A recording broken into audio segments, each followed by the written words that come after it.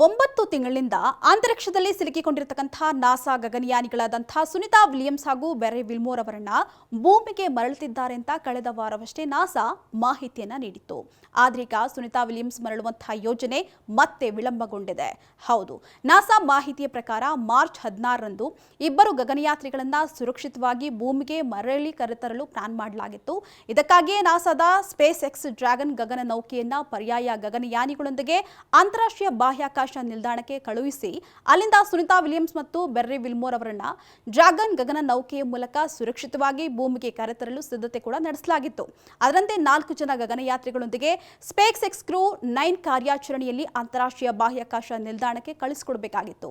ಅದರಂತೆ ಮಾರ್ಚ್ 16ರಂದು Sunita Williams, Barry Wilmore ಸೇರಿದಂತೆ 4 ಗಗನಯಾತ್ರಿಗಳು ಒಟ್ಟಿಗೆ ಭೂಮಿಗೆ ಹಿಂತಿರುಗಬೇಕಾಗಿತ್ತು. ಆದರೆ ಐಎಸ್ ಕ್ರೂ 10 ನೌಕೆಯ ಪ್ರಯಾಣವನ್ನ ತಾಂತ್ರಿಕ ದೋಷದ ಕಾರಣದಿಂದಾಗಿ ರದ್ದುಪಡಿಸಲಾಗಿದ್ದು, ಸುನಿತಾ ಹಾಗೂ ವಿಲ್ಮೋರ್ ಬರುವುದು ತಡವಾಗಲಿದೆಯಂತೆ.